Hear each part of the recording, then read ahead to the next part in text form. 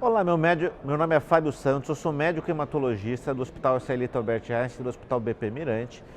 Eu estou aqui no ASH 2018 em San Diego com o Dr. Renato Centroni, que ele é médico hematologista do Instituto Hemomed, e a gente estava conversando um pouco sobre leucemia mieloide crônica. Renato, nesse ASH tiveram alguns trabalhos que são bastante relevantes para a realidade brasileira dos pacientes com leucemia mieloide crônica. Você quer me contar um pouco a respeito disso? Sim, sem dúvida. Acho que o dado mais importante que a gente teve de leucemia mieloide crônica para nós brasileiros aqui no ASH 2018 foi a apresentação do primeiro estudo do Grupo Brasileiro de Leucemia Mieloide Crônica, um estudo comparativo com mais de 400 pacientes, acabaram entrando também pacientes do grupo italiano e argentino, comparando o resultado e eficácia em pacientes com leucemia mieloide crônica em fase crônica, em uso de Glivec comparativo com mesilato de imatinib genérico. Nesse estudo acabam entrando mais de 6 medicações diferentes, genéricas, mas onde a gente estabelece num primeiro dado, que é um dado bastante expressivo em termos de número de pacientes, que houve uma menor sobrevida global e uma sobrevida livre de eventos e sobrevida livre de progressão inferior no grupo genérico num follow-up de 24 meses. É óbvio que esses dados devem ser refinados e provavelmente a gente vai ter que estudar se a performance dessas medicações, dessas cópias, são iguais entre si.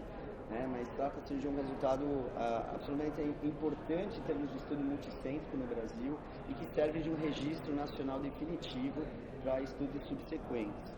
E me fala uma coisa, então deixa eu entender.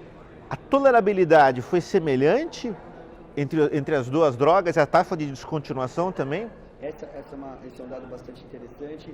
Em termos de toxicidades, grau 3 e 4, não houve diferença estatística significante, então a performance das medicações genéricas e cópias foram a mesma do Glivec. Em relação à resposta aos 3 meses, foi inferior, porém aos 6 meses a resposta citogenética era a mesma, o que faz pensar de que talvez no follow-up a longo prazo esses dados possam ser igualitários. Entendi.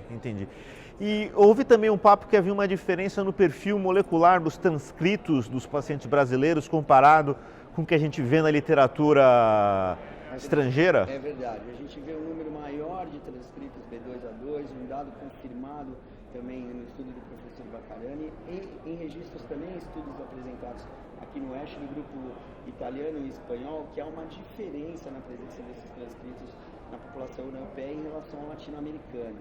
E esses pacientes, infelizmente, têm uma performance pior na tentativa de descontinuação, ou seja, eles recaem com mais frequência e também há uma dificuldade maior de obter uma resposta molecular mais profunda, ou seja, esse é um desafio, então, para a nossa população, por isso é tão importante conhecer a epidemiologia nacional.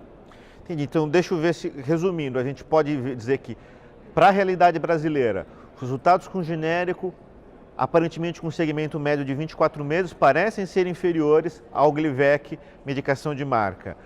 Os pacientes brasileiros têm um perfil molecular diferente do que a gente vê na literatura estrangeira, que é associado com um pouco mais de resistência. Isso tudo deve dificultar a gente realizar aqueles estudos que têm sido muito falados nos últimos anos de descontinuação da terapia com inibidor de tirosinoquinase em pacientes com LMC. Exato, Fábio. Na verdade, estudos de descontinuação estão sendo feitos desde 2011, o primeiro do grupo francês já denota e reafirmado nesse congresso mais de 7 anos em pacientes que já estão em descontinuação.